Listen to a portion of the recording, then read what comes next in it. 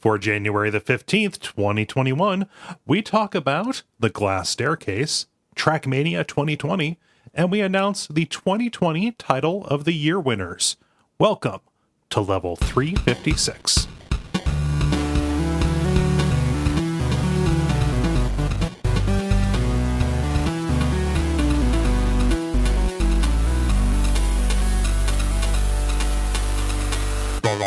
My name is Cole Ross.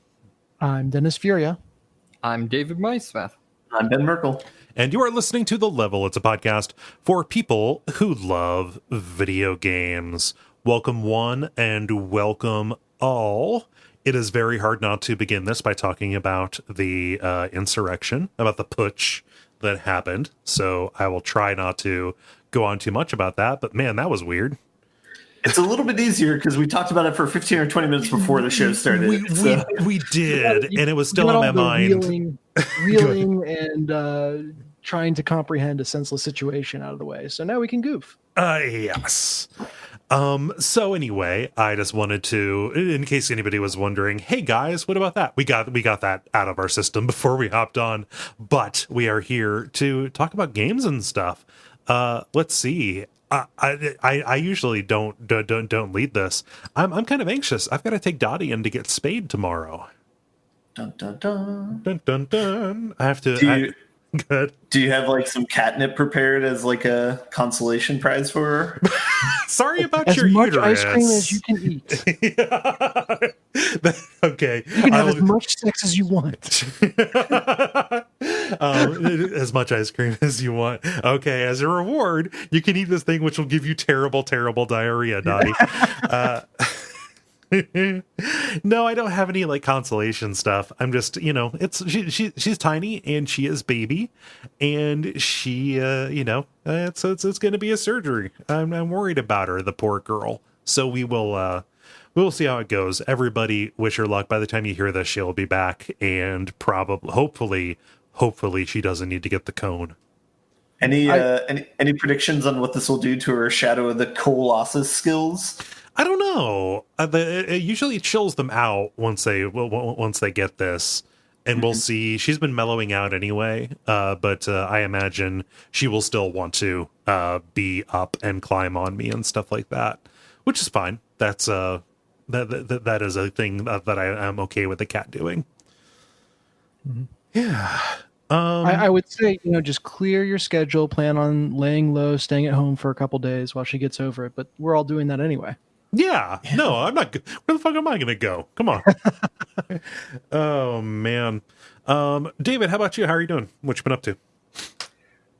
Not too much. I'm slowly finalizing trying to flee the city temporarily to go spend some time with friends in Alabama. Escape from New York. Sweet home Alabama. Exactly. All sorts of great pop culture. Yeah.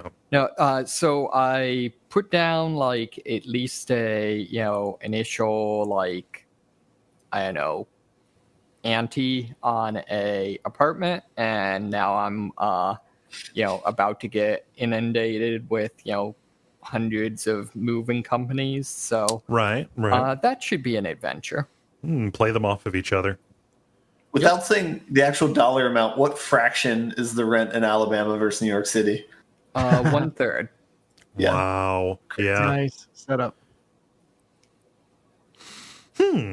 Well, that sounds daunting. That sounds daunting to arrange in these times. Yeah, it's going to be interesting times, but yeah, such is life. So, David, since you're living in Alabama again, can I crash there for a month again? Sure. Awesome. I'll bring Skyrim. I will have significantly more space there than I have here. So. Yeah. Oh, Ben, how about you? What you up to? Not a whole lot, Corona weeks. You don't do much. Yeah. I bought a candle and a 1,000-piece puzzle, so that was a nice treat myself weekend sort of thing. Are you my grandma?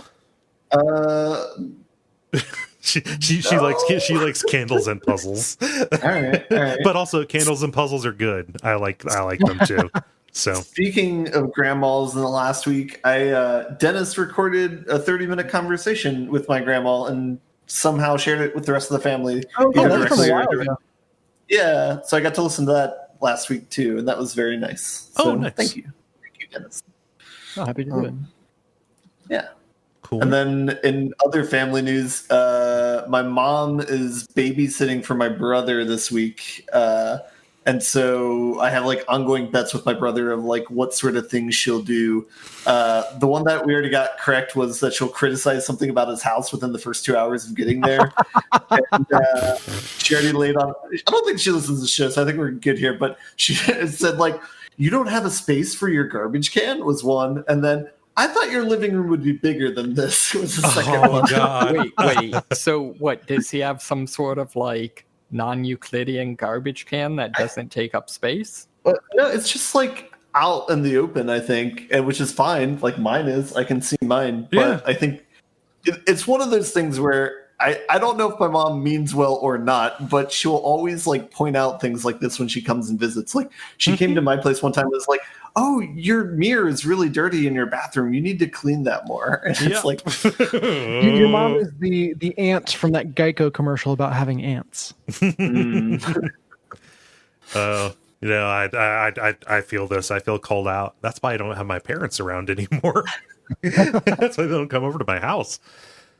I'm planning on calling them on Thursday this week for like relief. I love the idea, Cole, that you move closer to your parents with the express reason that's so that you could control that they would never come to you.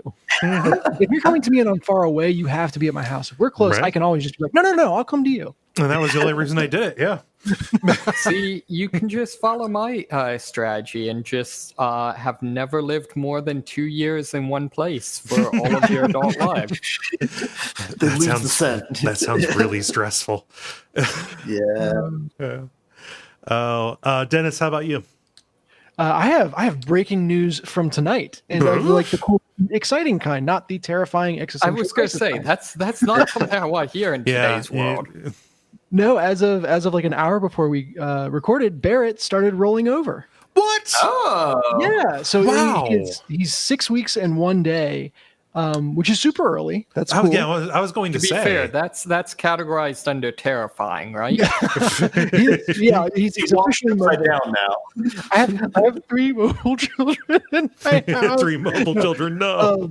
But so Luke actually rolled over at 6 weeks, and Barrett is 6 weeks in a day. So Ooh. we So it's a spent the disappointment. evening not really celebrating the accomplishment and just telling him he needed to be more like his older brother. But no, it was a good time. Got video of it. I might if I can get it off my phone, post it.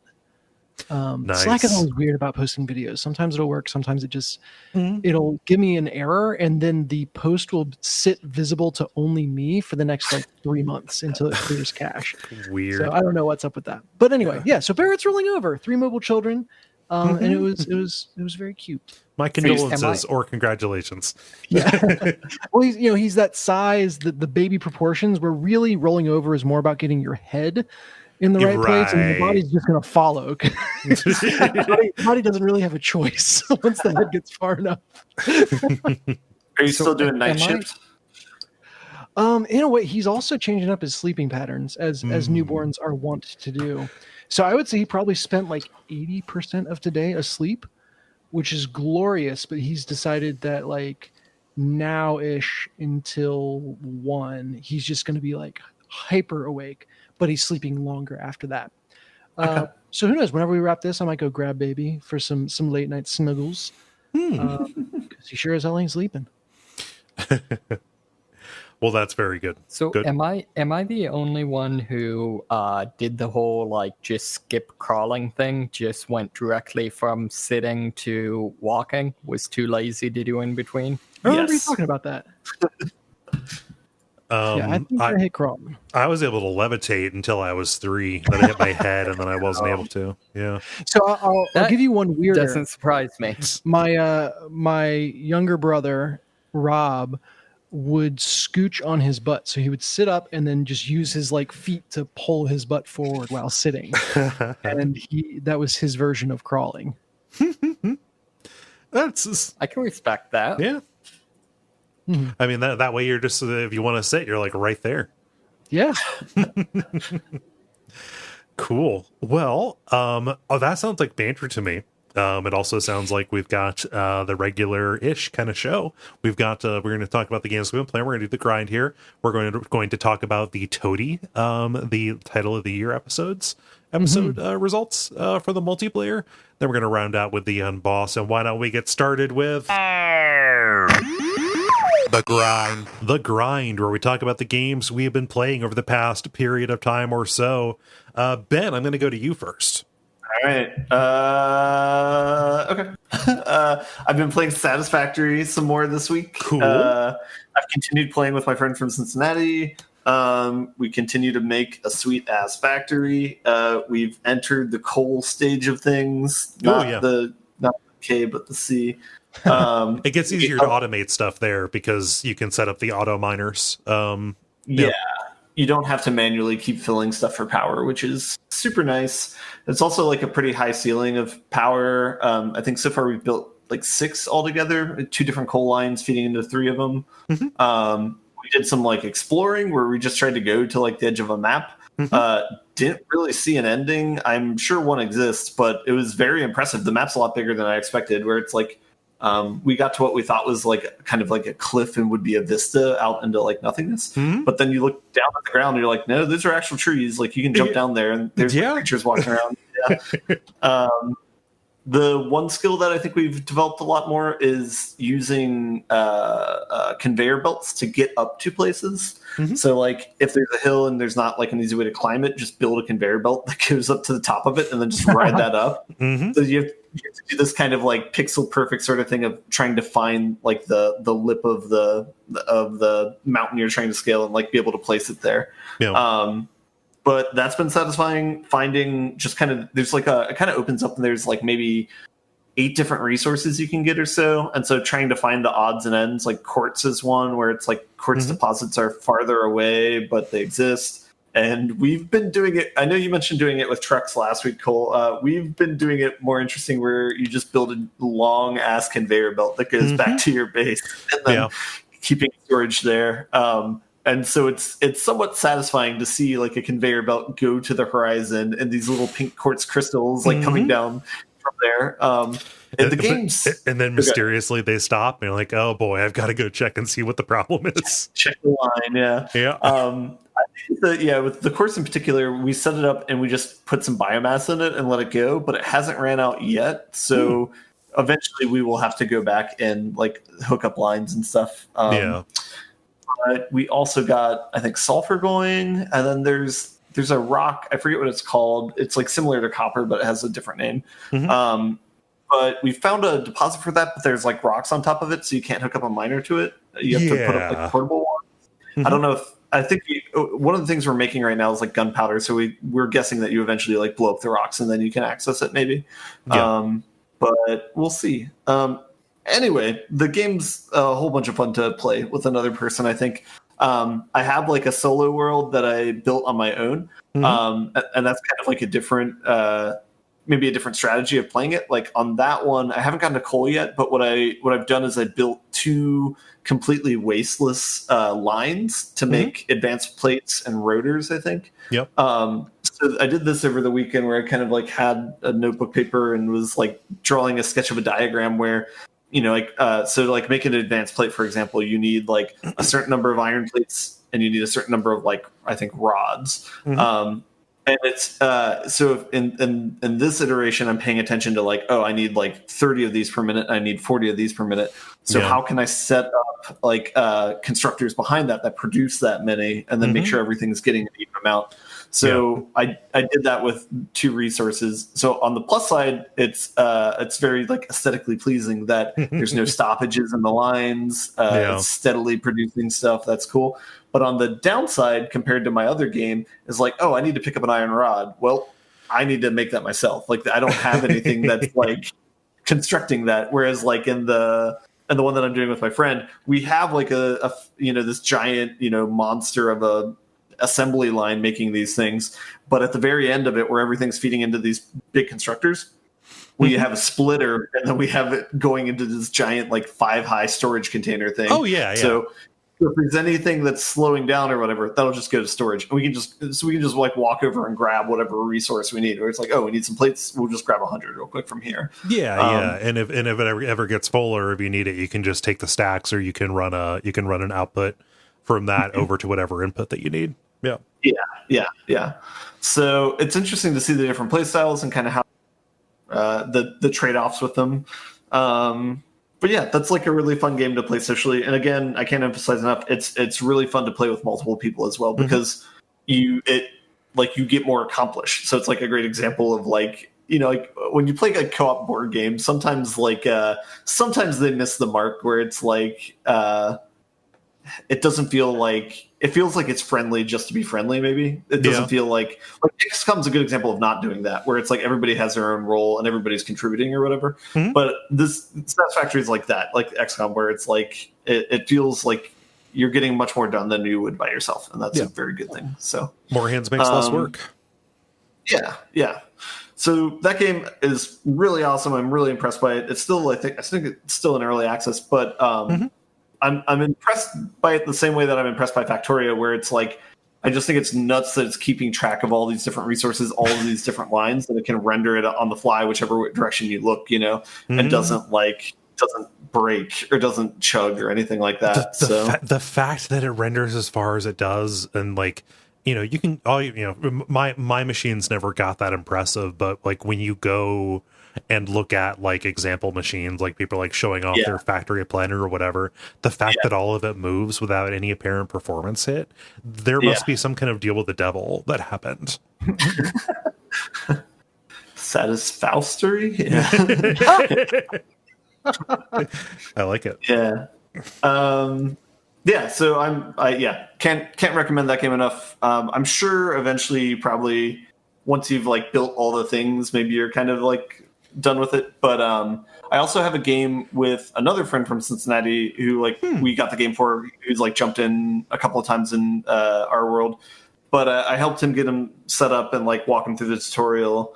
So that's like another thing that's, I guess, tricky, is like everybody kind of has their own world, or everybody like will play a solo game kind of, but then like when you get into pair worlds, there's like a dedicated one person who's hosting it, so it makes it a little bit tricky, where it's like the other person can't just start off in that world and like make changes while you're work on it. It can only work when both of you are there.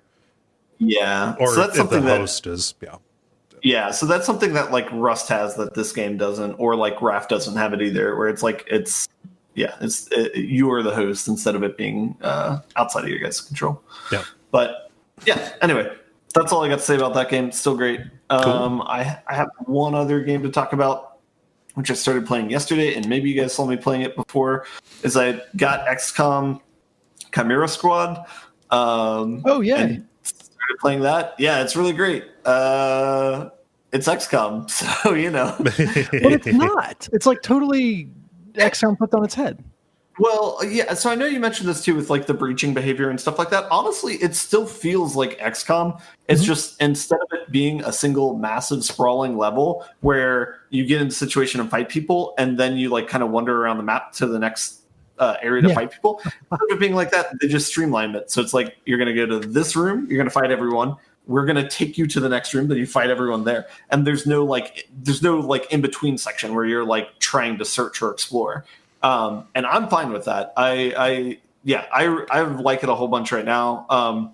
The breaching system, I know you've already like talked about this. I'll do like a little bit of reminders. So the breaching system is like the order in which you send people into a room. Everybody gets a free shot at the aliens who are in the room. Also, people have like special abilities they can unlock. So the person with the drone could, instead of like breaching a door, what they could do is they could send out their drone when they run in, so that everyone's targeted, so you get better hit percentages on them. I don't know. There's people with explosives who might be able to do other things. I haven't ran into too many other ones. There's like another person with a drone's ability where they can heal everybody when they breach.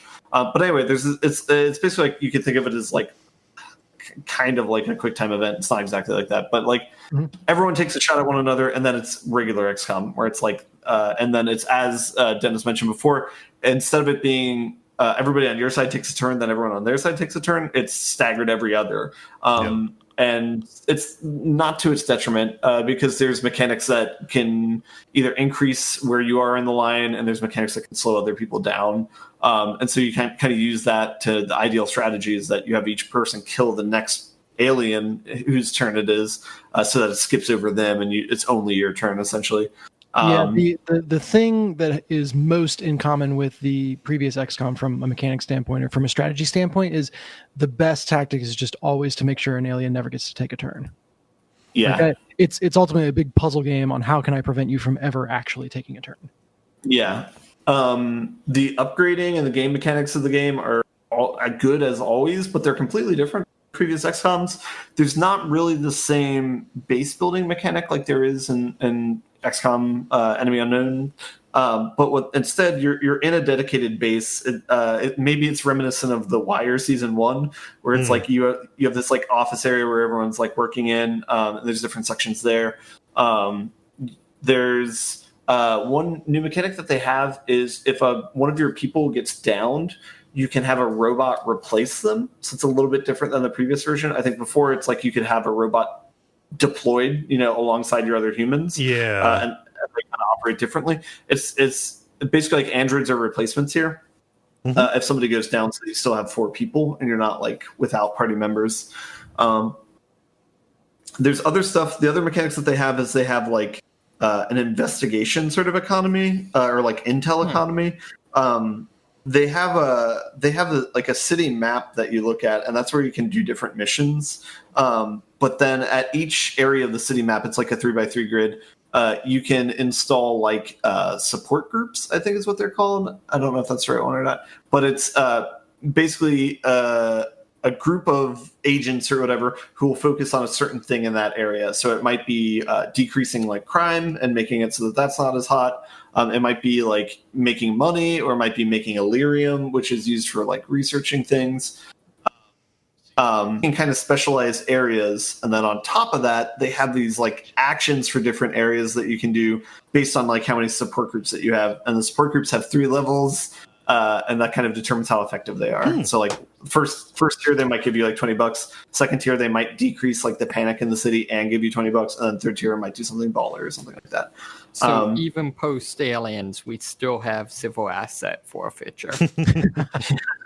Well, if I remember correctly, I think it's the Intel ones. Like those are objectively the right ones to upgrade first because that is the currency with which you unlock them. It's almost like buffs to your XP game at the at the beginning of any RPG. Exactly. Yeah. So far I've tried to do Intel as much as possible, and then use that to invest in more intel. But I was rushing to get all 9 places occupied with a group, which I just did today. And so I think that unlocks an action where you can decrease like the overall like city panic level. Like each area has a panic level, and then the overall city has like a panic level. But that like has hardly increased at all this game. And then maybe that tunnels into one other thing is this game doesn't feel hard yet. It doesn't feel like a typical XCOM game where you start off and you're like, oh shit, things are going bad and they're getting worse, and I need to like turn this around. I haven't felt like that sort of feeling. Like it feels like I have things pretty under control, and I just need to like keep everybody training and like buying stuff for them, and like it seems okay. Like I genuinely asked this out of curiosity and not with any judgment. What difficulty level are you playing on? The normal one. Okay, cool. Yeah, but I mean that's what I've played the other one as well. Yeah, I felt the same way at normal, and I felt like there was a marked jump up. Okay, step up. So I've got to say, go on. I was going to say, do you think the difference between the levels is more pronounced in this game than in previous games, Dennis? It's hard. Like, it felt more pronounced, but then again, I also like have less mastery of this game, so it could just be that I haven't figured it out as much as I've figured out the other XCOM games, and so it feels like a bigger jump. Gotcha. Okay. Like the first time I went up from normal to whatever one step above normal is, they name it different every time, which I don't understand. Just pick one. But the first time I made that jump, it felt like, oh god, that was a huge jump in difficulty. I how am does I anyone doing? survive here? Yeah. And then you figure out all the kind of ways to cheese it and survive, and then it doesn't feel as big a deal. Yeah. So I think it's more a function of where I'm at on the game that it feels like a big jump than how big it actually is. Okay. Were you gonna say, David? I was going to say, I love the idea of the breaching abilities. Like, I love the idea that apparently your team has a medic who, I don't know, learned medicine on the battlefield, and now he can only render first aid if someone's shooting at him. Yeah. I like the idea Yeah. that like this is easier than XCOM or XCOM 2. Like, I think that that's a feature, because those are so intimidating. And like, if you botch a run, it's gone forever. Like, goodbye to those 20, 30 hours or whatever. Like, having like the good like entry ramp up kind of thing to give somebody the flavor just seems good to me. I like that is the fact about this. Well, and I would say it's not necessarily easier. It's just less sprawling. Like there are less ways that you can just get lost and completely off course and not know what the hell you're supposed to be doing or what the hell the right next thing is. It's like the choicest XCOM bits distilled down for you. Yeah. I think it's just flat out easier because like I remember playing XCOM and this brought back flashbacks that is like I remember I had to save scum that game to get through some of the levels. Like it's not like something I want to do, but it's like, well, either have half my team die and then start a new game, or I do this. And so I'm glad that I haven't done the same sort of thing in this game. This game, it's like if someone gets wounded, it's like, okay, that's fine. Like they'll be out for 2 days and like heal up, and then I'll do 2 more missions and it's fine. Yeah.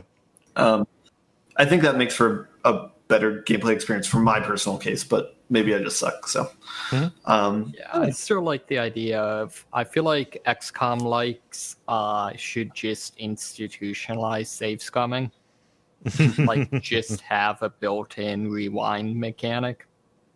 Yeah, everyone else calls it an undo button, but XCOM, forces in a couple extra steps to seem hardcore.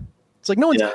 Well, unless you're setting it to Iron Man, no one's actually, hampered by not having an undo button, but it's all about the image. I mean, especially considering they use the seed, like it's the one game where doing that to a significant degree isn't cheating. Mm-hmm. Yeah, that's a great point. And I'm not sure if your people can perma-die or not. I assume probably they can, but what happens if they drop to 0 health is they're bleeding out on the floor. It's crazy that I've forgotten this. So you can, when they're bleeding out on the floor, I think you either have to like stabilize them or complete the mission before. I think it's like it's like D&D where it's like they have like 4 rounds and then they're like permadead. I'm remembering. So exactly what you said. So they die. You need to stabilize them. If you fail to stabilize them, the entire game ends. Yeah. So it's also not like, oh, you've lost them for the rest of the game. It's like the game over. Oh, I didn't know that. Okay. Your teammates can't die in so much as the entire universe will die along with them. I see. That's a lot of responsibility. There's another cool mechanic they added that's pretty seamless where you can melee like subdue a person if you're next to them, and it does guaranteed 2 bars of like damage. And it keeps them alive. It doesn't kill them. And then the benefit of that is that gives you a percentage chance to get intel from them at the end of the round. I don't know if that's like you're dissecting them or if you're interrogating them, but one way or another, one than the other. XCOM answer is dissecting. Just depends on the order you do it. Yeah. So that's a pretty cool mechanic. So it kind of incentivizes you to try and do that. It also makes it feel less bad if it's like, oh, this first person shot him, they only have 1 bar left. Instead of that being like a failure and be like, man, if they only got 1 more, you're like, oh, that opens it up so that I can kill them for like intel. There's also some of the class upgrades seem kind of busted because like one of the upgrades is every person you kill is actually subdued instead, so you can like fast track intel if you want that. But I opted for something else. I think it's like they have an ability where this is one of the new classes. This is like an alien, and I guess it's similar to an old one where it does like mind control to people. difference that they added is they added this concept of a network. So the idea is like when you mind control someone, it's only for a round, but they're considered on the network, like on this alien neural network or whatever. Okay. And so there's a couple different things you can, like one of the abilities he has is your aim and damage increase based on how many people are on the network in the in that round.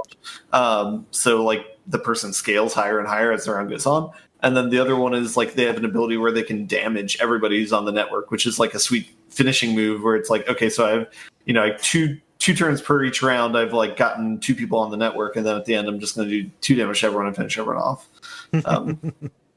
Yeah, I don't know. It's a lot of fun. It's an XCOM game, so if you like any of the previous ones, you're going to like this. I haven't noticed any bugs at all, hardly. So I think any sort of wrinkles they might have had with rolling it out have probably been patched over by now. No bugs except for the Chrysalids, you got it. Yeah, chrysalids. There we go. Sorry. Sound it out. Sound out the word. I played XCOM 1, damn it. Yeah. So I'm probably gonna play that like as soon as I stop recording, because it's I played it till like 1 or 2 in the morning. Like, it's great. It's the next XCOM game. Yeah, Ben, I would love to watch you play. Sure. Oh yeah, that's right. You're on night duty. Yeah. All right. We can make that happen tonight. Cool. Was that all you had? Satisfactory and XCOM Chimera Squad? Two good games. I'm in a good place gaming wise right now. Nice. You got a cover for me. I will do mine. Now I only have 2, one of which I streamed over the weekend. It is a survival horror game. It's an indie horror game called The Glass Staircase. This is available on itch.io, and it's made by, who's the developer? Puppet Combo is the name of it. This kind of got on my radar a year or so ago, like when it was in early access. This intentionally is kind of like aping the look and feel and style of like PS2 survival horror. Kind of the idea is you're playing as this series of girls that have been captured by this cult and are being given tasks to do for them. And as you are doing these tasks around the mansion, you find diaries that explain what is going on. It takes place like in the early 20th century. Like there's a doctor who came back from World War I, changed by what he saw, and he is making deals with the devil and such, and creating machinery that is dragging cultists in. Like, it is kind of intentionally styled after like Italian zombie horror movies as well, to a certain degree. Not a lot of action until the very end. It is not until you get to the last girl. Spoilers: all the girls except for the last one die. I'm shocked. It's not until her, when you are making an escape attempt, that you actually get a rifle and there are like enemies and bosses and stuff like that. That's a little bit where it falls down, because though this is a short game, it is kind of trial and error-y. You die pretty quickly on some of the bosses and enemies, and they put you in tough situations. And problem is they are very stingy with checkpoints. So it was a lot of redoing stuff until I figured out what I needed to do and where. And repeating content is not that fun. But I would still say that like this as a 2-3 hour indie horror game, like it is probably one of the best or better of those that I've seen, and I would recommend people like check it out if you didn't have it all spoiled for you when I streamed it. So do you think the stingy saves and stuff, was that a attempt to kind of ape the classic survival horror games, or do you think that's just maybe poor decisions? I think that maybe it wasn't play tested especially great. Sure. And maybe they wanted to make it feel difficult or more high stakes. If they were aping classic survival horror, there would be like save points that you go to. This is just like literal checkpoints as you reach certain parts of the story. That reminds me of Walking Dead season 1, where it's like you spend the first like X chapters just talking to people, and then there's a random kill like a dozen zombies coming at you, and it's like, man, if people aren't used to shooting games, this is kind of unfair. Yeah, and it's good that they stopped doing that in the later seasons. Yeah, that's the You glass. just not fight zombies in the later games? It usually like the gun combat is dealt with for you. It's more about like making choices about when and where to fight. Okay. Yeah. Any other questions about the glass staircase? It's hard to say too much about it without like revealing particular things that you see in the game. Fair enough. Yeah. The other thing I've been playing is Assassin's Creed. Ooh. Which one? Wait, which one? No, just Assassin's Creed. Why are you waiting for more? Oh, that's right. You're playing the first one? Yeah. Oh, the game that doesn't really have that much game in it. There's game there. It's a weird game, you guys. Yeah. So we played Grand Theft Auto Vice City for Watch Out for Fireballs, and like that left me with a little bit of an open world game bug, and I was like, every Assassin's Creed is probably too long, but I remember Assassin's Creed 1 is really short. And I can probably get some of that filled in there. I forgot how different this was compared to the Assassin's Creed 2 trilogy, which is the one that I have the most kind of experience with. It's definitely leaning on the climbing mechanics as being like the main centerpiece of the game. Yeah, like in a way, it feels like it feels like a tech demo kind of deal. Obviously, the huge crowds. You've got the climbing. There's really like not much in the way of mechanics outside of climbing and fighting. Like there are the collectibles and stuff, but like there's no money system, and there's no like there's not really much you can do to like, you know, improve your character. Like you're not buying or finding new armor and stuff like that. Like so many things that I come to associate with Assassin's Creed didn't come until 2. And so, like, what you're left with in Assassin's Creed 1 is the climbing and fighting, but also this wild structure where you're given the target and then you're told, hey, go and find the, you know, go and talk to the Assassin Bureau when you get to one of the cities in the Holy Land, Jerusalem, Damascus, or Acre. And like go and talk to them, and they'll like give you a couple of hints about like where to look, but otherwise you have to scout the city by going to the viewpoints, go and do these little kind of like investigation missions, which yes are either the like intimidation, pickpocketing, informant, or eavesdropping. Like it's all roughly those same things in escalating difficulty as you go through the game. But like when you do those things, you get different pieces of information about the kill. And when you go after the actual target, I forgot how varied those like situations are. Like it's not just like get into a stronghold and then like find this person and kill them and then get out. Like, you know, a later one is like a person that you're going after is this scholar who is ordering a burning of all the books in Damascus. And that's like the exact example I thought of. Yeah, and like you go and like you see him, and you know he does his whole big evil speech, blah blah blah, and then instead of like killing one of them, you have to go and stop like a number of the scholars who are out in the city having like gathered up these books until you get the main guy to come out. Like I did not remember this kind of variety in the game, and like I actually am kind of here for it. Something that is kind of disappointing, and you can kind of see that like, oh, this is like really early on in open world games, and like Ubisoft's, you know, didn't really know what they were doing like information economy wise, but like as you find out these pieces of information, which is like, okay, we have you know, like these guards take a break at this particular time of day, or there's this scaffolding over here. There's no place where that intel is actually like aggregated for you.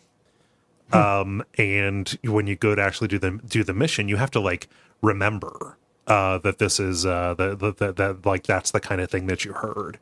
And so, you know, you go and you do, and there's only like a bare minimum. Like you can actually like get all of the like all of these, you know, little hints by going and doing this intel to make the actual kill go more smoothly, which I think is neat. I just wish that there was a little bit more variety in the things that you did to get that intel, and I wish that it was more like discoverable. Like, I don't know, what I want is like the Hitman games where all of that goes in and becomes part of like your pathfinding in the actual interface of the game. I have a question. Yeah.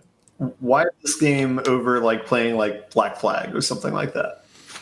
I have kind of this notion that I'm gonna at least try all the games in the series.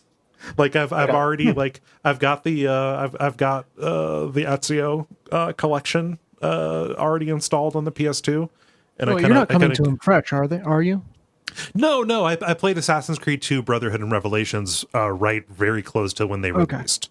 Okay, I was just saying, so you got like, at least in my experience, the really good ones. Yeah, no, like those are under my belt.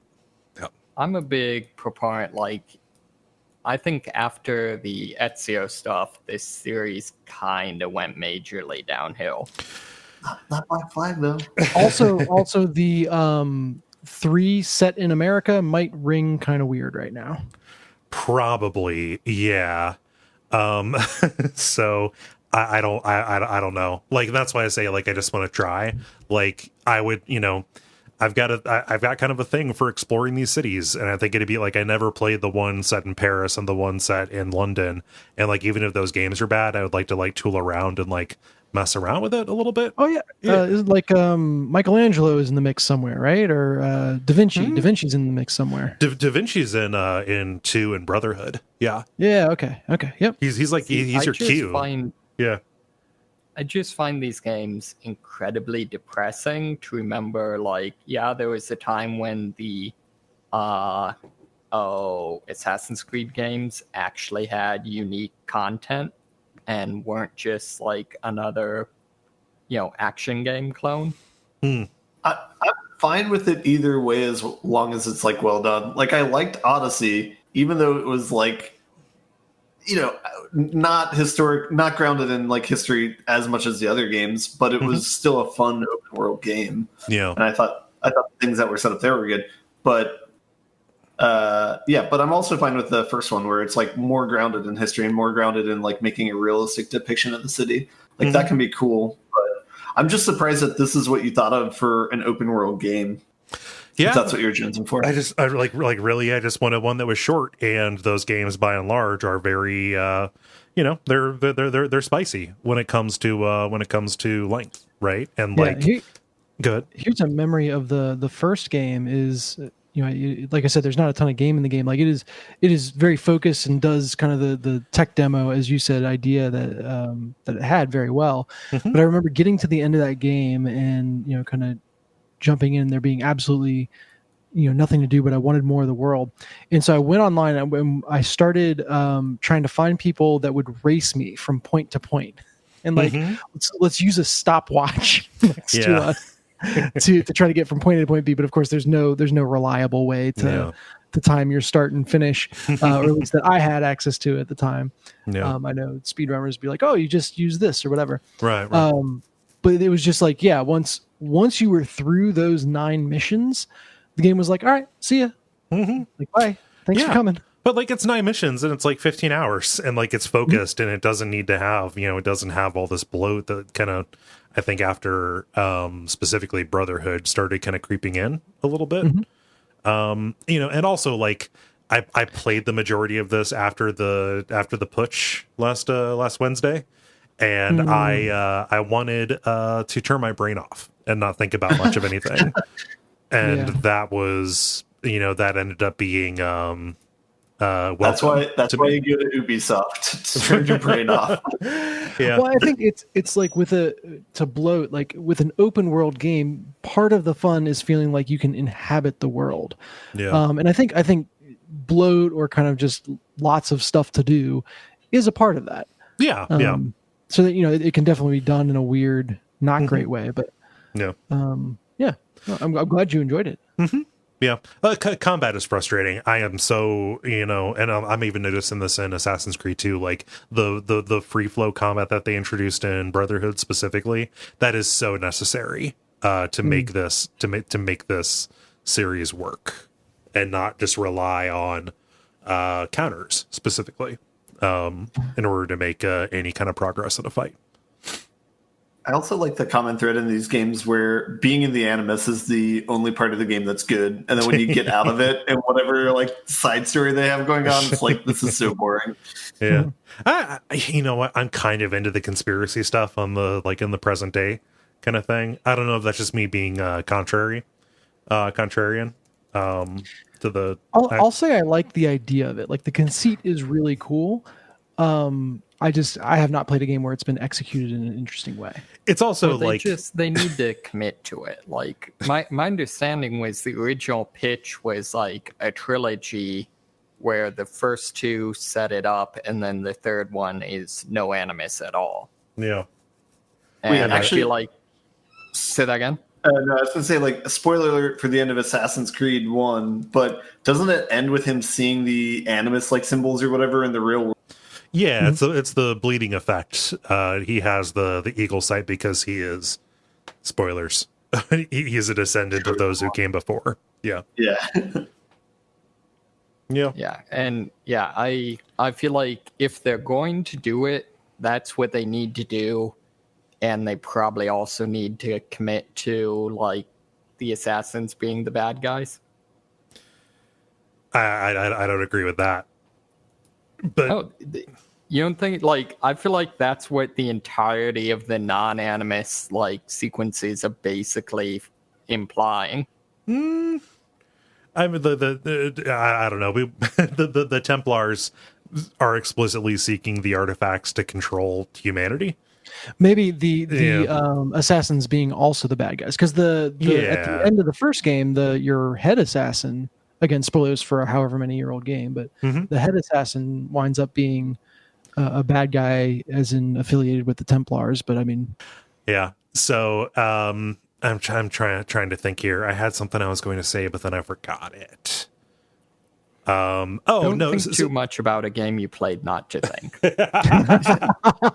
one thing about like the modern day stuff, or like even the stuff in the past, because it's a story about spies, assassins, and stuff like that. Like it's really quaint going back to like, let's say, like pre-2017 conspiracy stuff, because like our world right now is so defined by conspiracy theories and the people who believe them and the people who exploit them to kind of maintain a grip on power, and so doubt and disinformation, to get people to behave the way that they want to, etc.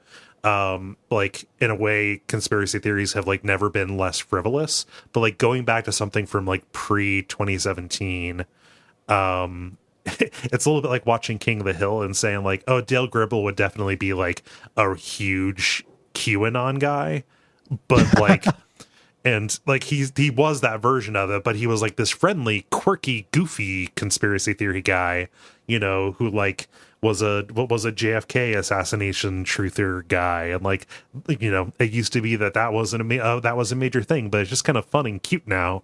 And Assassin's Creed is a little bit like that. Like, oh, what if everybody bad in history was a member of this, of this Templar order who was trying to, and like, what if there were bad guys and good guys is like a quaint thing that this is playing with now, that I'm appreciating, kind of getting back into and inhabiting. Because separating entirely from conspiracy theory would be too healthy for me. So not going to do that. But yeah, Assassin's Creed. It's funny. If you try and do like any search for a thing about Assassin's Creed, just the game that is called that, is literally the last thing that ever comes up. That makes sense. Yeah. Let's see. Dennis, how about you? Yeah, so I have been playing Trackmania, and that's it this week. So I'll be pretty quick. Like the game remains amazing and just really fun to play. And I think I talked about it's almost like pulling the lever on a slot machine every time you start from the beginning of a level, because they're all in 40-second chunks. They're all really high octane, and every time you start, it's like, this could be the one where I get the perfect run. And it very much has that effect. And that kind of 40-second intervals also makes it highly interruptible, which is good for my life right now. So yeah, I've continued enjoying the hell out of it. I've continued mapping, and that's a lot of fun. And spent as much time in the editor as I have racing. But I have also gone and started looking at like high tier play for the game. Okay. And it is like a whole different game again. So I started linking videos in our Slack, and I'll try to describe this, but it is just mind blowing the way people do things in this game that I just never conceived of as possible. You know, there's a track where if you jump out of control in a specific way that hits a wall and then hits a checkpoint in a way that one of your wheels goes through the checkpoint, but the rest of your car is backwards, you can then go the opposite direction that you're supposed to and jump down a level and skip a large portion of the track. It's speedrun strats. It's like people it's like people breaking Super Mario 64 or Ocarina of Time. Exactly. And like all racing games are speedrunning games, but this is the speedrunning game of racing games. Right. Yeah. And like, you know, another map where there's like this crazy impossible jump where you have to have an insane amount of speed and then land in the perfect way that hits a pylon and flips your car around and then has you going the right direction.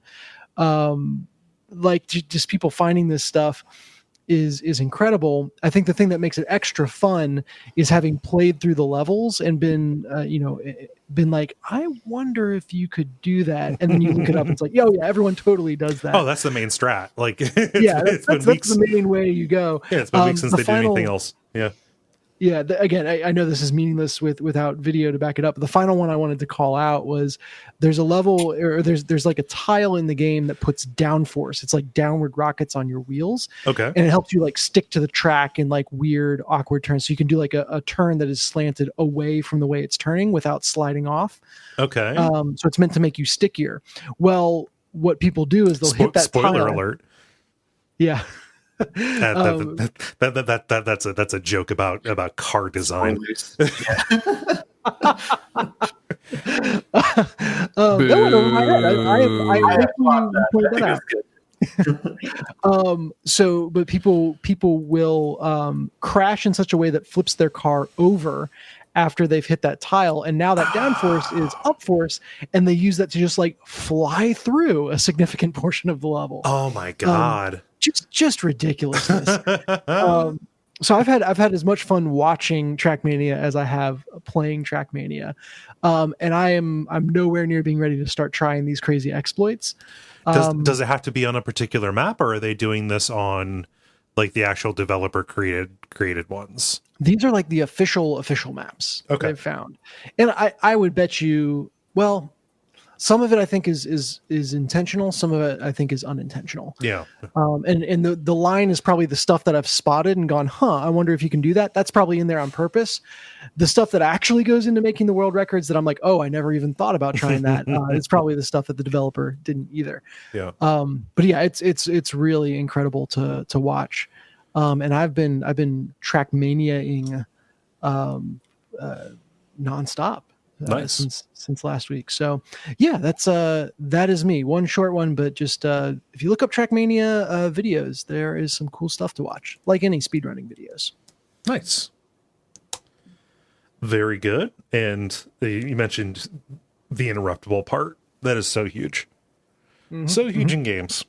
You're never so invested in a run that you can't hit escape and go do something else. Yeah.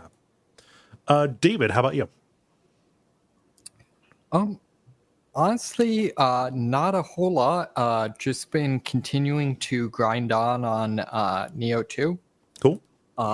So I'm to the point where I'm not sure how things sync up to Nioh 1, because a character that I'm fairly sure shows up in that game just died. Now, when has death ever mattered? Yeah, yeah, one of those things. Also, I'm starting to come to the conclusion that the character you're playing is just, I don't know, some sort of like psychopath or something like that, or I don't know. It's, your character is canonically mute, and never really shows any particular engagement with like, you know, the events of the cutscenes where, you know, you're just going around and like slaughtering people, and I don't know, it's really weird sometimes. Mm-hmm. Like, I don't know if that's what it's going for, but it almost seems like you know, I don't know, some sort of like anime assassin you know, motif where your character's just kind of like, you know, completely just there for the ride. Yeah. It's I mean, that is usually the result of a silent protagonist. You know, Yeah, I was see gonna say, I wonder Grand Theft what Auto 3 percentage. versus Vice City. Yeah, I wonder what percentage of video game heroes could like technically be classified as a psychopath. Oh, Probably a significant portion. yeah. Mm-hmm. Any cool missions? Any cool bosses you faced in Nioh 2? So, one actually that was really cool just for being very different is I just completed a side mission where you know, you can recruit kind of the similar idea to like the co-op partners in a Soulsborne game. Mm-hmm. Except that they're computer controlled. Okay. So, and there's, you know, ones are actual players that set them, you know, kind of opt into this, but then there's also ones that are developer created. Okay. And in one of the side missions, shortly before the final boss, which in a lot of the side missions, they're not so much bosses as there'll be like a series of waves of enemies you have to fight all at once, and then one like much more powerful enemy version of a newer enemy. Mm-hmm. I'm just going to point out that a series of waves that you have to fight all at once is a bit paradoxical. Oh, you know, you have to fight in one go, I guess There I you go, should yeah. say. And so this one, shortly before that, there's a co-op, or, you know, a spirit you can recruit that is unique in that it's only equipped with a shirt and some pants, and you know, isn't even armed. You know, just all it can do is like punch enemies, and you know, is modeled to look like a little kid. But then if you fight through the you know, waves of enemies without this like completely defenseless partner getting killed, the final enemy is one of the yokai. Is basically a yokai that in Japanese mythology is like the ghost of a mother who's grieving over their dead child. And so the boss just like, you don't have to fight. They'll just like thank you for reuniting them with their child, and you win the mission. Oh. It's the mouse that scares the elephant. Yeah. So that's probably the most interesting one so far. Just, you know, kind of as a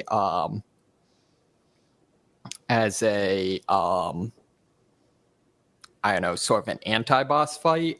There was also kind of a interesting one that is you basically invade this kind of samurai stronghold that is a group of samurai that specialize in like riflery. Okay. And so all throughout it, the level is really kind of specializing in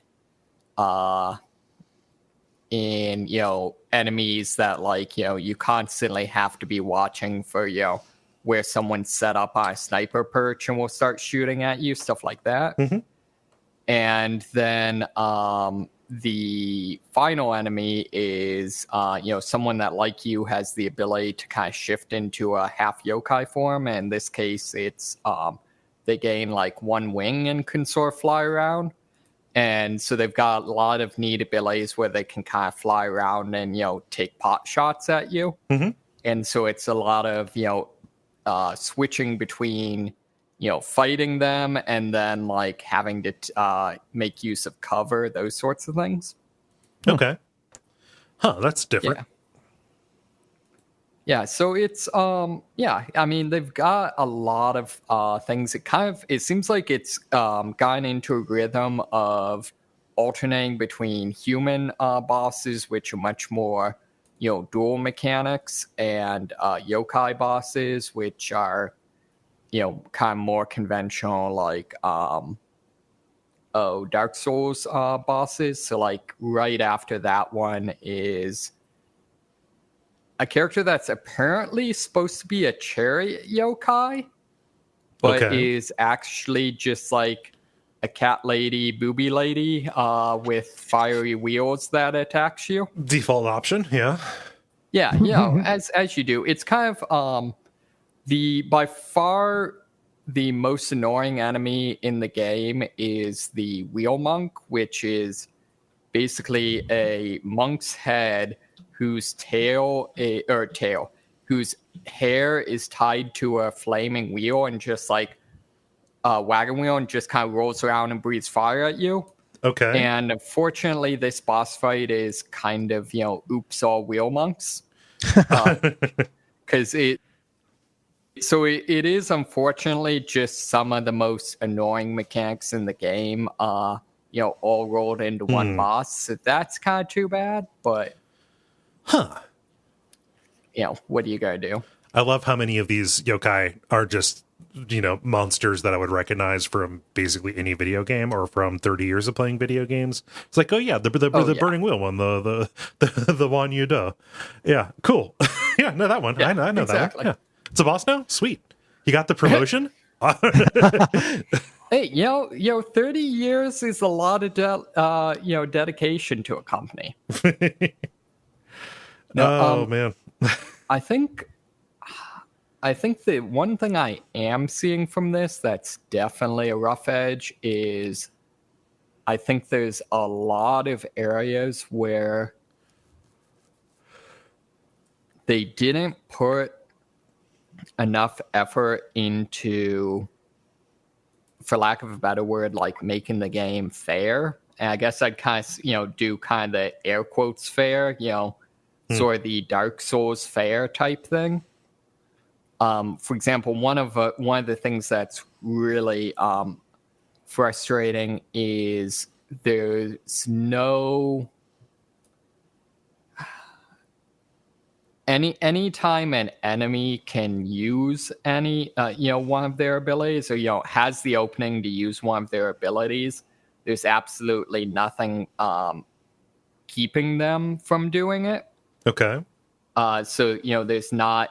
So that results in things where, like, for example, you can sneak up and backstab an enemy, and they'll instantly go into performing a grab attack on you. Ooh. Because once you backstab them, their AI is back to combat mode. Or similarly, they'll be say like out of key, and so like stun, but the second that stun wears off, they can instantly go into like one of their super attacks. Okay. So it's a thing where it's not exactly that it's cheating, but it doesn't seem well thought out in terms of like putting some sort of control on those things. Yeah. Similarly, like actually one of the best examples of this is the enemy that I mentioned that's kind of the grieving mother. Sort of seems like, I don't know if this is in the original lore, but at least in this is kind of drawing some of the Banshee inspiration, and so has a scream attack that just drains all of your ki and puts you into like a temporary stun. And so from that point on, you're stunned, and there's nothing in the AI keeping it from, using one of its, attacks that can one-shot you. So yeah, So at that point, a stun might as well be an insta-kill. Right, exactly.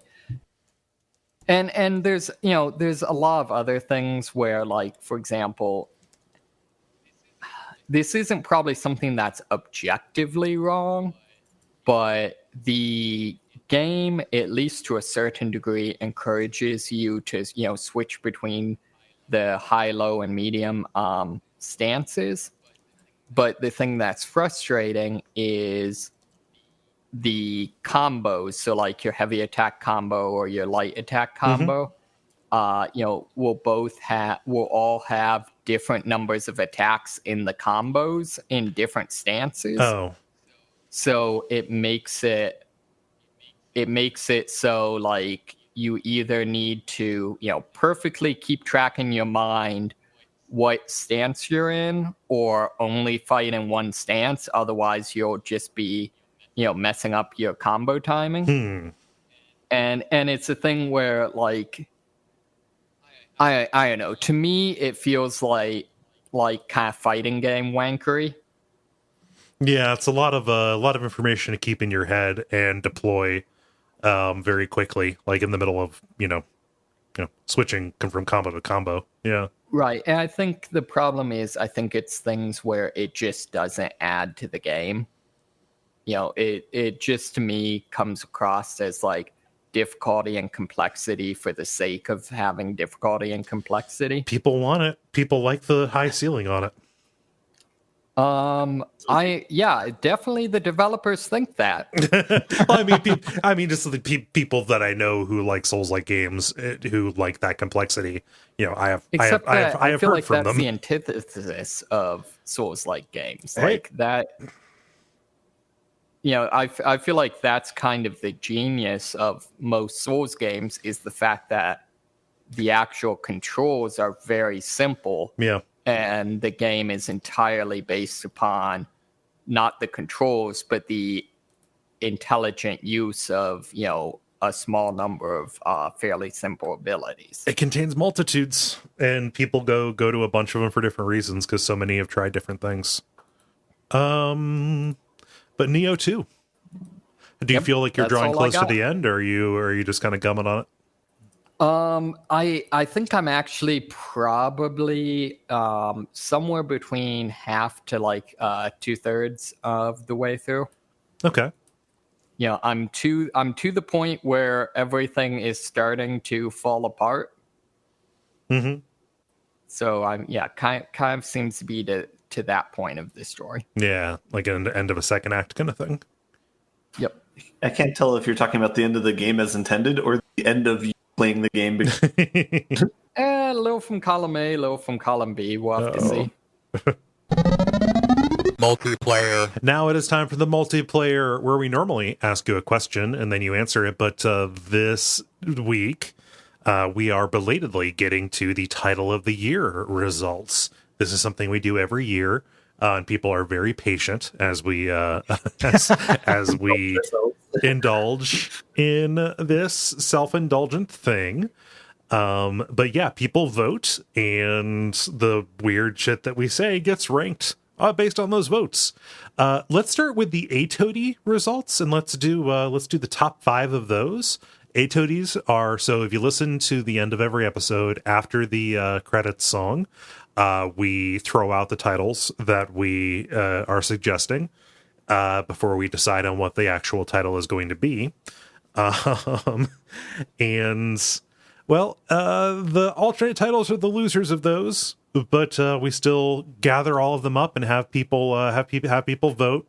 So why don't we get started here? Oh boy, I said the top. The top 5 without realizing that there were like 4 of them in the 5th position. The votes are kind of clustered. So I think what's here is a top 10, but we do everything that got 5 votes or more, maybe. But that yeah, it's still the same one. Let's do the top 3 because there are 4 there. Perfect. Yeah, let's do that. So coming in at number 4 of the titles that didn't win, is I don't know how invested I am in that weird horny lady, which I have no recollection of the context. It has to be a Jala quote, right? That has to be Jala. Maybe it could be me because I'm skeptical of horny. Number If 4. only we had a recording, we could go back and check. Number 4, David, what is number 4? Number 4 is Dong Slider. Which is just us saying a feature in Cyberpunk. Yep. Yeah. I still like Dog Slider. Oh. I mean, lots of people like Dong Sliders. Who are we to judge? It's not my place. Ben, what is number 2 here? Walking backward into the sexiest thing imaginable. Yeah, I think I forgot Noticing to a write the theme. T. Yes, the horny ones. People like the horny. This is where we go on a 30-minute diversion on the difference between horny and sexy. Yes. Just assume that was edited out. Yeah. Well, I mean, one is it's the one is the stimulus, the application other of is the the other, reaction. right? Yeah, one is the stimulus, the other is the reaction. Yeah. Let's see here, and then Dennis, what is number 1? Yeah, number 1 is until I had acquired more white people.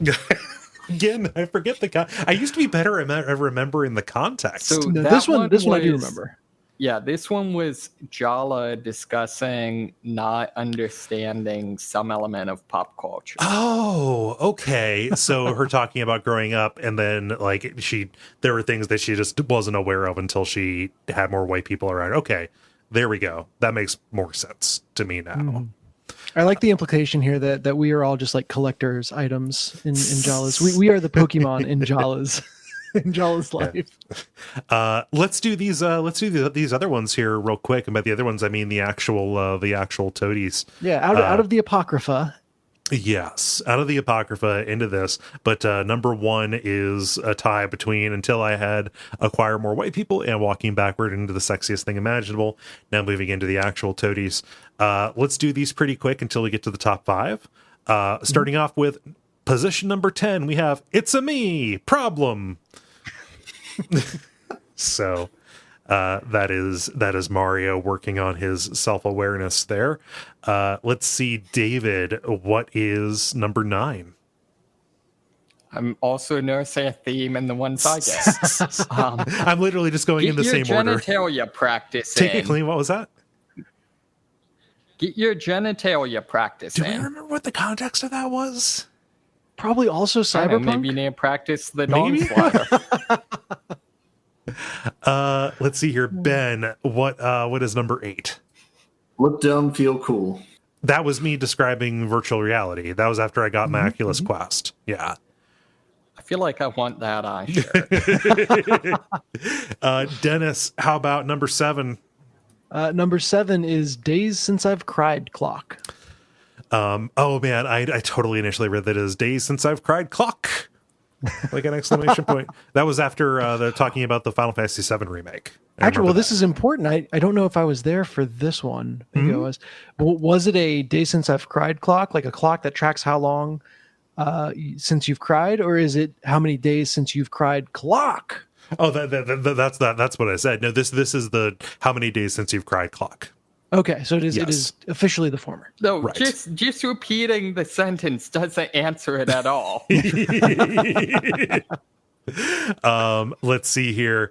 Going into number 6, we have Floof. Floof with double umlaut O's.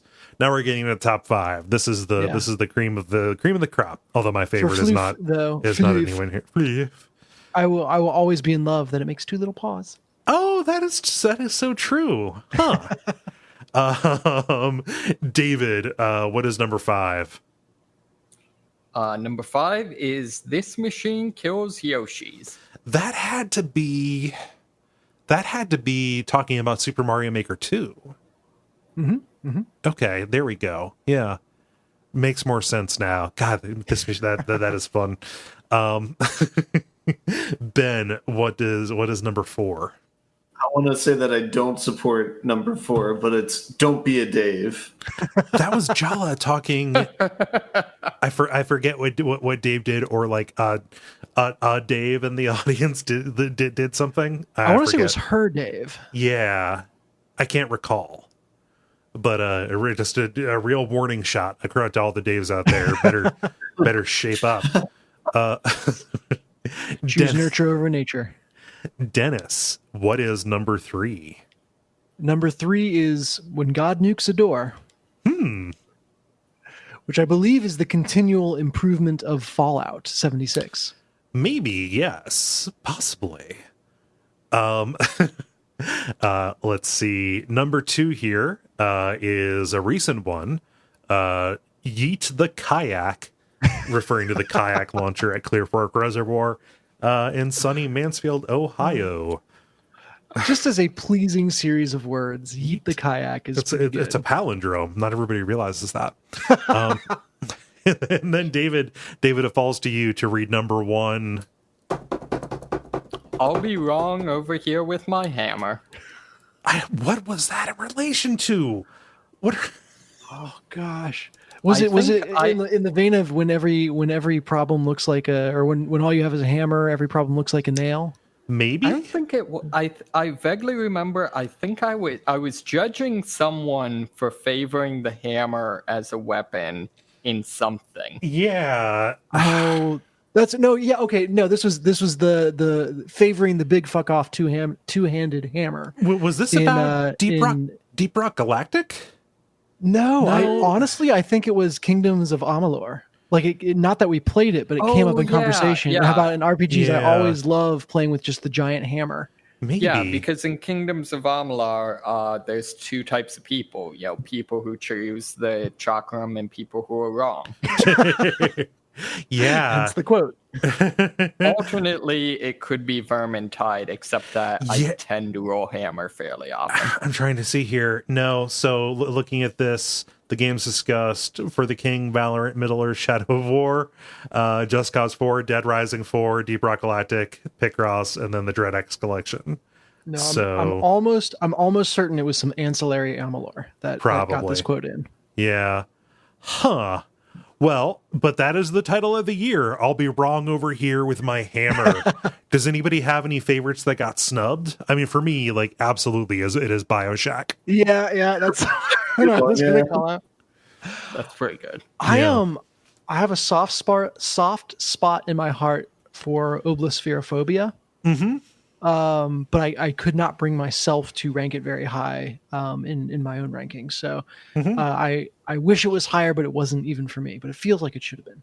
Yeah. Throw one out for Ambulance.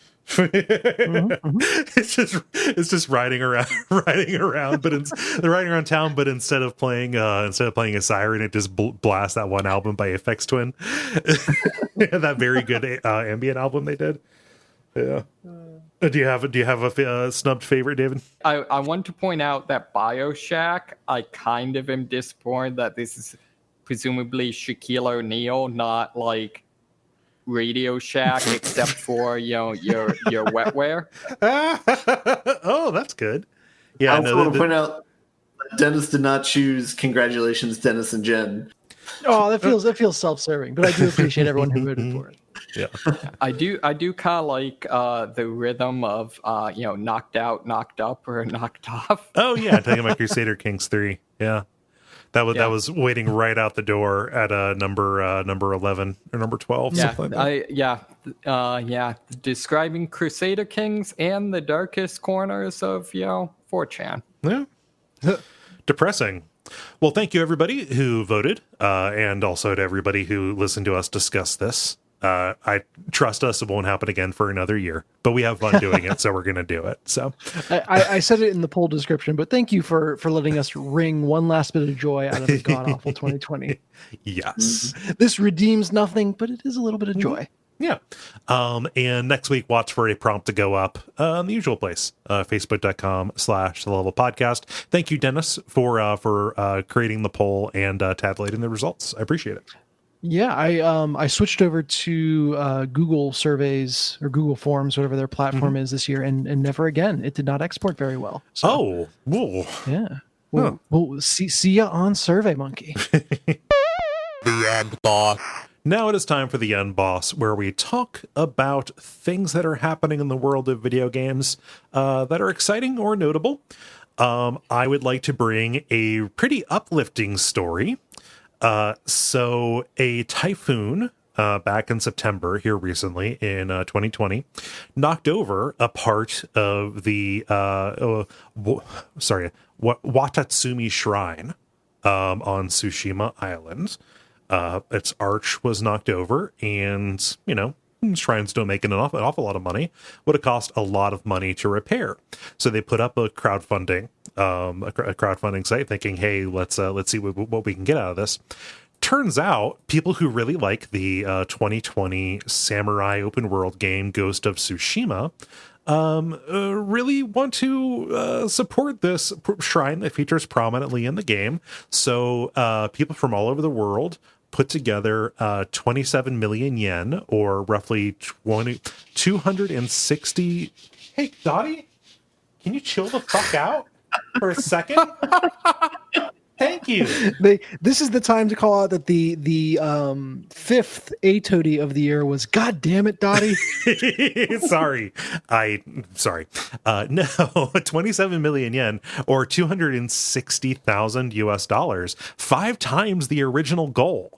Like, they just came through and said, like, hey, we like this shrine in the game. Here you go. So an important religious and historical site was not only restored back to its former glory, or given the resources to be restored back to its former glory, but also has a good amount of let's say walking around money, all from people who like who liked the game. So Pimp my shrine. It's pretty great. I think that is a really heartwarming story. Yeah. Agree. So I don't know, just wanted to put that there. Hey, Dottie, for fucking real, okay? Hey. This is a reminder that the internet can do really good things. It can, yes. Among all the bad things it does, which, oh no, that would be a transition to David's. Let's just do that. Hey, David, what's going on with Fallout 76? So this one actually isn't a bad thing exactly, although it seems like it's related to unpleasantness that's happening in the real world, but ultimately it came out. Yes. So in Fallout 76, one of the faction, the Free States Militia, which previously controlled Harper's Ferry, and a more or less kind of a satirical question mark, take on the militia movement. Mm-hmm. Probably most notable in that they have like just about the only vendor in the next to the last zone, and it just spits like constant anti-communist propaganda at you while you're trying to shop. Okay. Which is fairly entertaining. Mm-hmm. But there's a group of players that are really into one of the role-playing servers that roleplay as the members of the Free States Militia. But unfortunately, their Facebook page keeps getting shut down from the various algorithms that are trying to catch and regulate real world crazy militias. Yeah, all the insurrectionists. Yeah. So so that happened to them, and they're currently trying to transition to Discord. Mm-hmm. And taking it perfectly in character, are doing so while loudly decrying my rights. Of course. Huh. So yeah, I that's really all there is to a story. It's just kind of this fun group of people that are apparently really involved in the Fallout 76 kind of roleplay community, kind of having some kerfluffles. Yeah, it's weird. Like it's too little, too late. But like these services going and pushing like QAnon people off, like, and militia is a good thing. but also they're applying the cleaver instead of the scalpel. So like anti-QAnon and anti-militia stuff gets swept up too. Like this is a separate issue from like actual leftist groups being banned because of like both sides kind of stuff. But like, our podcast is called QAnon Anonymous, and just every couple of months our official account and everybody associated with the podcast is going to be banned because they just did a search and ban with no regard to the context, and we have to petition to get our accounts back. Right. And unfortunately, social media is kind of notorious for not having effective, petition things. Like the stereotypical thing is just, kind of being told, algorithm says no. Yeah. Well, what? You want us to hire people? We're not going to hire people. Come on. Yeah. Money machine, not a money people. Ben, what's Epic doing? Yeah, I have two small ones. One is that Rad Game Tools got bought out by Epic, so they're going to start integrating those with the Unreal Engine, which is cool. Okay. What is Rad Game Tools? I take it they're rad, but...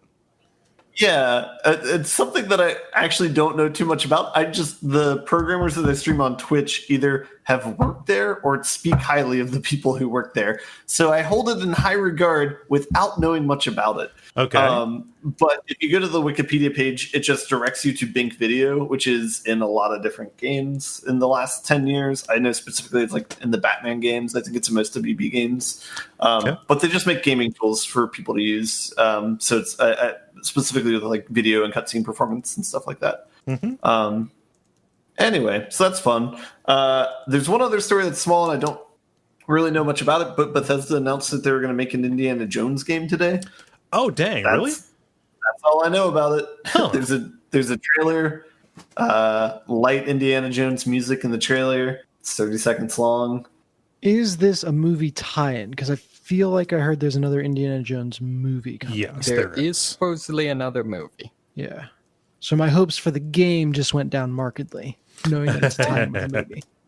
So there was some fun discussion on the Slack. Two kind of dueling discussions of one, like what is the best Indiana Jones games that have been made so far, and then also what would be the most fun like genres and such for this. So for example, I would pitch, I would love to see a Indiana Jones like Soulsborne game. You can get whips in Dark Souls. All the people you fight are the big guy from Raiders of the Lost. Oh, man. I should take this opportunity. I was recently on an episode of Retronauts about Indiana Jones and the Fate of Atlantis, the 90s LucasArts adventure game. If you want to go and check that out, that I think literally this week just went up on their public feed. So Nice. Yeah. I actually like the idea of like trying to shoehorn getting an aircraft carrier to kill the bad guy and just try and do that over and over again in a video game. To lead them to the local airfield. Okay, stand here while this plane turns around. And Dennis, what's happening in Phasmophobia? Yeah, I picked this story mostly because I want to hear Ben talk about it. But the gist of it is there's a feature that so many people thought was in Phasmophobia that they added it to Phasmophobia. Specifically that talking too loud will actually draw the ghost towards you. Apparently that was never actually in the game, although people kind of assumed it was. And now they are updating the game to include that, so that ghosts, as they leave and roam and go hunting, which I know is a bigger deal at higher difficulty levels. I've never, I've stuck to the easy world, but it will actually select targets based on who is talking too much, which is a really cool, interesting idea for the in-world kind of fiction of the game. Like that makes total sense. But I feel like the way most people engage in Phasmophobia, it's actually a detriment, because this is a little bit of an Among Us kind of hangout game. And so I'd love, Ben, your thoughts on like, now that everyone needs to be quiet to not draw the ghost, does that put a damper on things, or is that cool?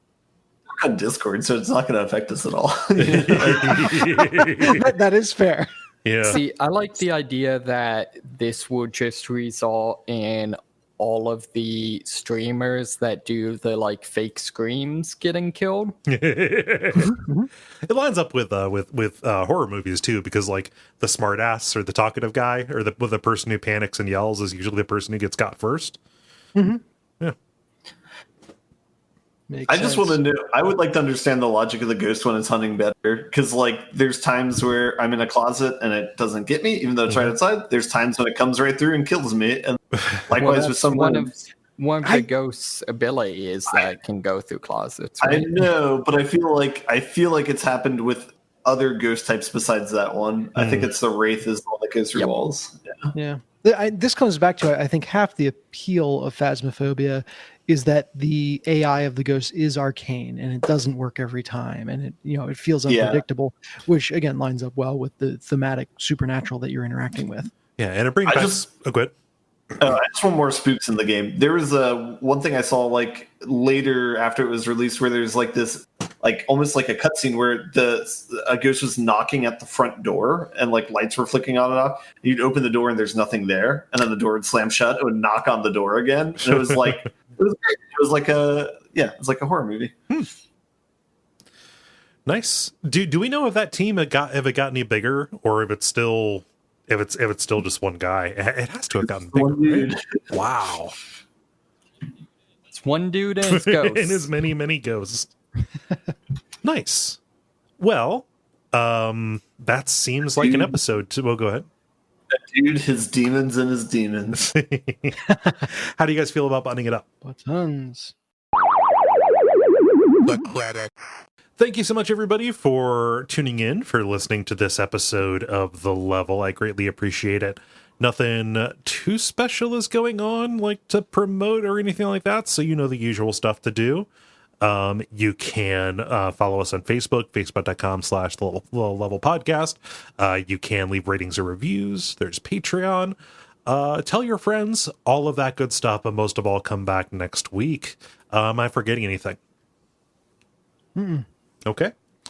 Until next time. Our light load for you should free you up to go make an impact in the real world, which needs your help. Yes, desperately. But yeah, I've been Kole Ross. You can watch my streams on Twitch at Duckfeed.tv. I've been Dennis Furia. You can find me on Twitter at Deck of Wonders with underscores between the words. I'm David Maismith. You can find me on Twitter because I'm not a terrorist. I've been Ben Merkel. And stick around for some titles.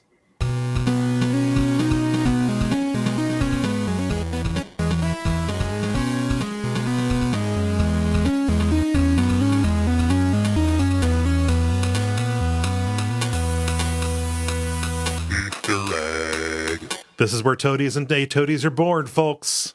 That's right. So I've got a number, although this might need edited down or whatever. Okay. So I have SatisFaustory. I also have SatisFaustory. Yeah. I have I'm skeptical of horny. And I had like 5 from this section. I'm sorry. Mm-hmm. I have people like the horny. Horny. This one is somewhat kind of manufactured. I don't think this was ever literally said, okay. But I have sexy is the symptom, horny is the action. Last one from that category. So then after that, I had Dottie, can you chill the frack out? Okay. And we're a money machine, not a money people. Okay. Cool. Ben, what you got? I got Satisfactory, and I got don't think too much about a game you played not to think. Wow, novels. Wide wisdom. Yeah. I liked that. I couldn't stylize it down to title length. I have... Oh, go ahead. I was going to say, perhaps you shouldn't. I'm still typing it. Okay, go ahead. My hand is cramping. I have SatisFaustory as well. Okay. Strong preference for that one. I have Spoiler Alert. I also have spoiler alert. Just no way to spell it differently. I have Ancillary Amalur. And then I have Pimp My Shrine. I feel like that the thinking one reminds me of the whole Destiny. I don't have time to think about why I don't have time to think. Let's see. And Ben, what do you have? I already said my two. You did. Wait, are Okay. you Cole? I had SatisFaustory and spoiler alert. Has to be SatisFaustory because we all four of us went for I was gonna it. say, I said my two titles so long ago from you having to type it out that you forgot that I said it. I really feel like, though, this is now making me realize I want someone to make one of these like factory building games, except have it be like full on the occult. Is that there What do was you mean? Cult Simulator, isn't there? I mean, that's not. Oh That's not yeah, an automation but thing, it's a sim. that is a great game that you should play. However, that is a very different sort of game. It's like You a want card game, like kinda. mute eye extractors. Yeah. Well, no, I'm saying like I want straight up like cover a world with factories, except I want, instead of it being conveyor belts, I want like, I don't know, imps flying from thing to thing and Oh. You want a Satisfactory mod? We can do that. making dark packs to optimize my machinery and whatnot. This will sound like a joke that I am making because I'm saying the name of a funny title of a game, but like what I wanted, what I interpreted was like, I want Satisfactory, but I am building the machine for pigs. Yeah, exactly. Yeah. Cool. Well, I'm going to go because I've got to start getting the cats wound down. I need to put the food bowl away so that Dottie doesn't eat. And Yeah. Good yeah, luck. that's going to make Greta really upset because Greta will also be fasting while Dottie is. Yeah. Because The sacrifices we make for our kids. Yep. And then Ben, I'm going to go grab Barrett and potentially watch you play XCOM Chimera Squad. I don't know if you're going to do that Yeah, tonight. I'm gonna make some dinner and I'll be ready in like 20 minutes probably. Cool. Cool. Just at me on Discord. Yeah, I'll send you a message. Cool. Take care. Take care, all. Cool. Hey, See you guys. see ya. Bye.